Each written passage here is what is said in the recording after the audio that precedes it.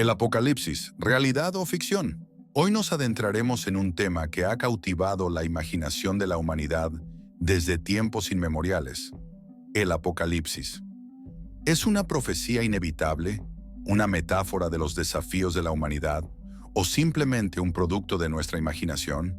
Exploremos juntos esta fascinante y compleja cuestión. Bienvenidos a Libros que Transforman. Este es el canal donde las palabras se convierten en acción. Bienvenidos a todos, listos para una inmersión profunda en el Apocalipsis. Uf, el Apocalipsis. Sí, un libro que muchos, que les da un poquito de miedo. Sí, entiendo, con todas esas imágenes, ¿no? La gente piensa en fin del mundo, catástrofes. Exacto, pero hoy vamos a descubrir que hay mucho más detrás de todo eso. Mucho más, sí. Para esta inmersión tenemos dos fuentes increíbles. Primero, un resumen por capítulos de Resumen del Apocalipsis por capítulos. Ah, de Audiobooks. Exactamente. Y también un artículo de la enciclopedia, Significados, que nos ayudará a comprender mejor este libro. Interesante combinación. Sí. Prepárense porque vamos a desentrañar los símbolos, la historia y ese mensaje que perdura a través de los siglos, ¿verdad? Un libro con mucha tela que cortar, sin duda. Y la primera pregunta que surge es, ¿qué significa realmente Apocalipsis? ¿Es solo el fin del mundo o hay algo más profundo? Buena pregunta, porque la palabra apocalipsis en sí misma no significa destrucción, no significa revelación. Revelación. Es decir, una revelación de lo que está por venir, una visión profética del fin de los tiempos, pero no se trata solo de destrucción. También hay un mensaje de esperanza para los creyentes. Un mensaje de esperanza interesante. Y hablando de perspectivas, la Enciclopedia de Significados menciona que hay 4 interpretaciones principales del Apocalipsis: preterista, idealista, futurista e historicista. 4, sí, para que no se diga que es un libro simple. Para entenderlo mejor, imaginen que estamos en la época de la Roma imperial, ¿no? Durante la persecución a los primeros cristianos. Un momento difícil, sin duda. Si leyeran el Apocalipsis entonces, podrían interpretar a la bestia como Nerón, el emperador romano. Claro, la bestia con una figura del pasado. Exacto, esa sería la visión preterista, anclada en el pasado. Pero un futurista, por otro lado, Ve a la bestia como algo que está por venir. Quizás un líder mundial del futuro. Y un idealista, bueno, ese ve la bestia como una representación del mal en general, una fuerza que siempre ha existido. Es fascinante cómo un solo libro puede tener tantas interpretaciones, ¿verdad? absolutamente, nos habla del poder de la palabra, ¿no? Cómo resuena de manera diferente según la época y las circunstancias. Y hablando de circunstancias, es importante recordar el contexto histórico en el que se escribió el Apocalipsis. Por supuesto, el contexto lo es todo. La Enciclopedia Significados nos dice que fue durante la persecución romana a los primeros cristianos. Imagínate el miedo, la incertidumbre, la persecución. En medio de ese sufrimiento, el Apocalipsis surge como un faro de esperanza y perseverancia, ¿verdad? Exactamente, un llamado a la fidelidad a pesar de las circunstancias. Un mensaje poderoso para aquellos que enfrentaban la muerte por su fe. Sin duda. ¿Y qué hay del autor? Siempre me ha intrigado saber quién escribió este libro tan complejo. Bueno, la autoría del Apocalipsis sigue siendo un misterio. La tradición lo atribuye a San Juan Evangelista, pero algunos creen que pudo haber sido otro Juan, un profeta judío mesiánico. No. Interesante. La verdad es que no lo sabemos con certeza. Sea quien sea el autor, el mensaje central del libro sigue resonando con fuerza a través de los siglos. Totalmente de acuerdo. Y ese mensaje comienza con una imagen impactante. Jesús de pie en medio de 7 candeleros, 7 candeleros, un número importante. que representan las 7 iglesias de Asia Menor. Esto lo encontramos en el primer capítulo del resumen de Audiobooks. Claro, las 7 iglesias, cada una con sus propias luchas y desafíos. Y ese número, 7, es clave en el Apocalipsis, ¿no? Representa la plenitud. Basado en el ciclo sabático de 7 días del Antiguo Testamento. 7 días. Piensa en la satisfacción que sientes al terminar un proyecto, ¿no? O cómo la semana se siente completa después de 7 días. Sí, entiendo. Esa es la clase de totalidad y perfección que el Apocalipsis enfatiza. Cada detalle tiene un significado, ¿verdad? Así es. Y cada una de esas 7 iglesias, enfrentaban desafíos específicos. Apatía, compromiso moral, persecución. Jesús las llama a la fidelidad y les promete recompensas. Recompensas que nos conectan con la visión final del libro, la Nueva Jerusalén. A la Nueva Jerusalén. El Apocalipsis nos plantea una pregunta crucial. ¿Permanecerá el pueblo de Jesús fiel y heredará el nuevo mundo que Dios le tiene reservado? Es como si toda la historia del Apocalipsis fuera un viaje de fidelidad y resistencia que culmina en una gloriosa recompensa. Exactamente, un viaje lleno de pruebas y desafíos, pero con un final glorioso. Y ese viaje nos lleva a la siguiente escena. el trono de Dios en el cielo. ¡Wow! Imagínate ser transportado desde esas iglesias terrenales hasta la sala del trono de Dios, rodeado de imágenes majestuosas que recuerdan a los profetas del Antiguo Testamento. Una escena que debe inspirar asombro y reverencia. Sin duda, Y en la mano de Dios, un rollo sellado con 7 sellos. un rollo misterioso. ¡Qué contenta! Gaudio Books explica que este rollo simboliza el mensaje de los profetas del Antiguo Testamento sobre la llegada del reino de Dios a la tierra. Un símbolo que nos conecta con toda la historia de la salvación. Pero hay un problema.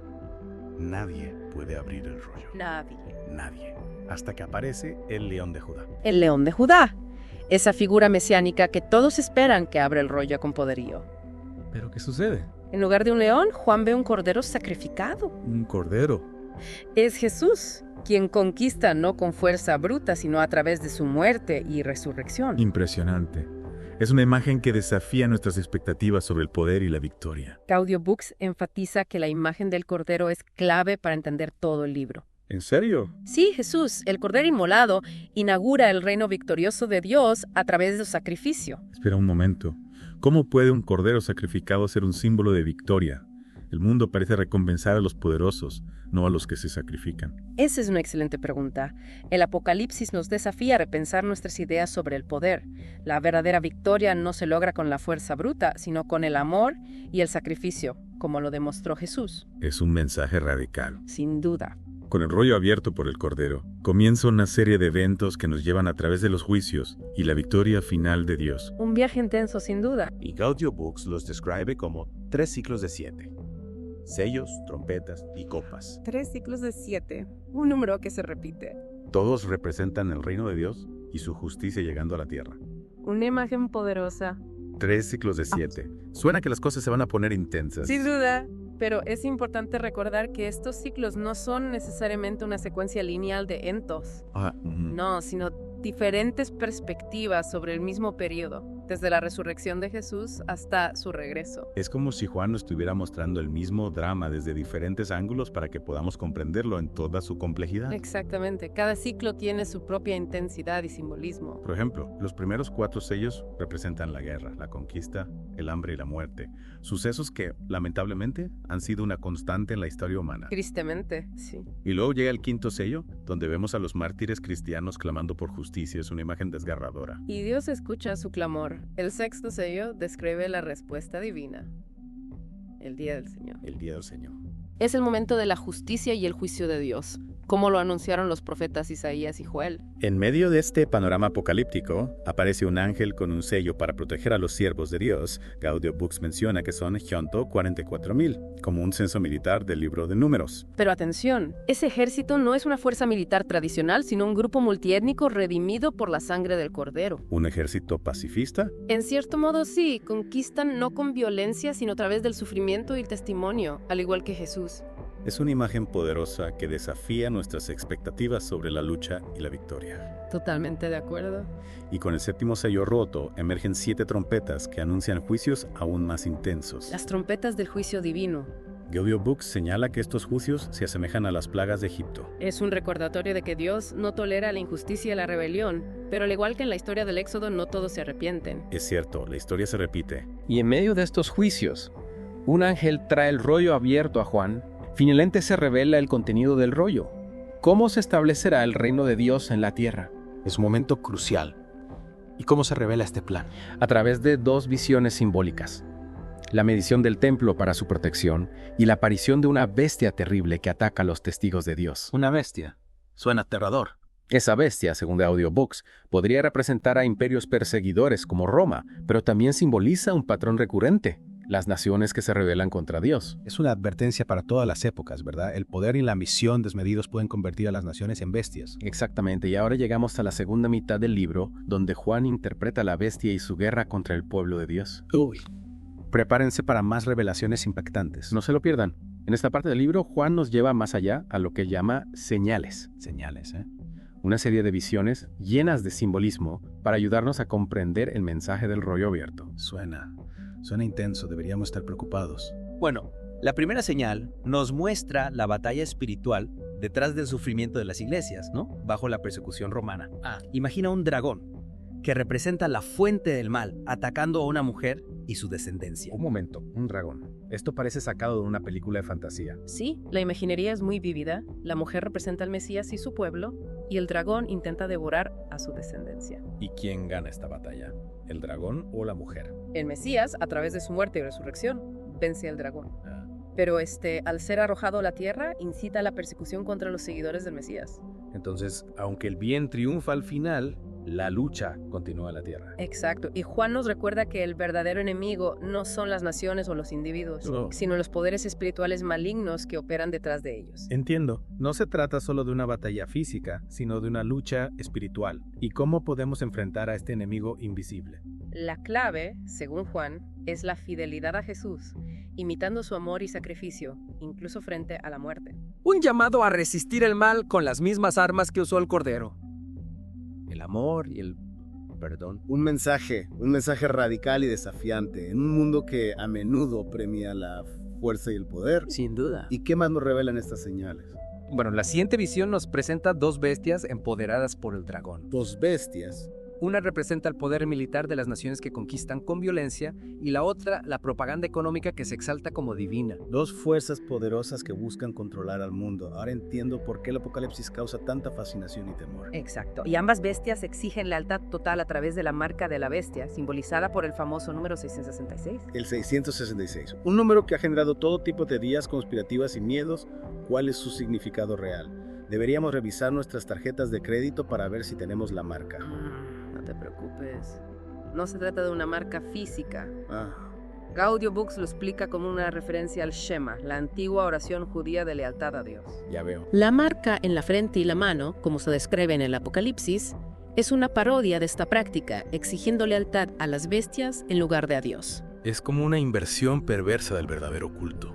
En lugar de adorar a Dios, se adora al poder y la riqueza. Precisamente, y el número 666 en sí mismo se conecta con Nerón César y la palabra bestia en hebreo. Aunque Nerón era el emperador romano en la época de Juan, el mensaje es más amplio. ¿A qué te refieres? No se trata solo de una crítica a un emperador en particular. Juan no se refiere solo a Nerón, sino a un patrón recurrente. Las naciones se convierten en bestias cuando se exalten a sí mismas como dioses y exigen lealtad absoluta. Es un mensaje que sigue vigente en nuestro tiempo, con nuevos dioses como el consumismo, el nacionalismo extremo o la tecnología. Exacto. Cualquier nación o sistema que se coloque por encima de Dios y busque controlar a otros a través de la fuerza o la manipulación se convierte en una bestia. Y si el camino de la bestia lleva a la destrucción, ¿cuál es la alternativa? ¿Qué nos propone Juan? Juan nos presenta al Cordero Inmolado y su ejército, quienes han conquistado a través del sacrificio y proclaman el Evangelio eterno, llamando al arrepentimiento y la adoración a Dios. Es un mensaje de esperanza en medio de la oscuridad. La verdadera victoria se encuentra en el amor y la fidelidad a Dios, no en el poder terrenal. Sí, y Juan nos muestra el juicio final simbolizado por dos cosechas. Dos cosechas. Una buena cosecha de grano que representa a los fieles que son reunidos por Jesús y una cosecha de uvas que representa a aquellos intoxicados por el mal y que son juzgados. Es una imagen vívida de la separación final entre el bien y el mal, entre aquellos que eligen seguir al Cordero y los que se rinden a la bestia. Exacto, y Juan vuelve a presentar la lección a las iglesias. Seguir al Cordero o a la bestia con sus respectivas consecuencias. Una lección que resuena a lo largo de la historia y que cada uno de nosotros debemos hacer en nuestras propias vidas. Y con esa lección clara entramos en el ciclo final de juicios, las 7 copas. Las copas de la ira de Dios. Suena intenso. ¿Qué sucede en este ciclo final? Las copas representan la ira de Dios derramada sobre la tierra, culminando en el juicio final, aunque algunos se arrepienten, otros se endurecen y maldicen a Dios. ¿Y qué hay del famoso Armagedón, esa batalla apocalíptica que ha capturado la imaginación de tantos? ¿Es un evento literal o simbólico? La sexta copa describe la batalla de Armagedón, donde el dragón y la bestia reúnen a las naciones para luchar contra el pueblo de Dios. Gaudio Books nos ofrece dos perspectivas. Armagedón puede ser una batalla literal o una metáfora del juicio final de Dios. Entonces, ya sea una batalla física o un juicio espiritual, representa la confrontación final entre el bien y el mal. Exacto. Y la séptima copa desata la ira de Dios en su máxima expresión, marcando el día del Señor, donde el mal es finalmente derrotado. Es el clímax del drama apocalíptico, el momento en que la justicia divina prevalece. Y con el mal derrotado, Juan describe la caída de Babilonia, la gran ciudad que representa a las naciones rebeldes. ¿Y qué simboliza Babilonia? ¿Es una ciudad literal o algo más? Gaudium Books la describe como una mujer ebria de la sangre de los mártires, representando a Roma, pero también a un patrón más amplio, las naciones que se exaltan a sí mismas como dioses y se oponen a Dios. Es la imagen del poder humano corrompido que busca dominar el mundo, olvidándose de Dios y de su justicia.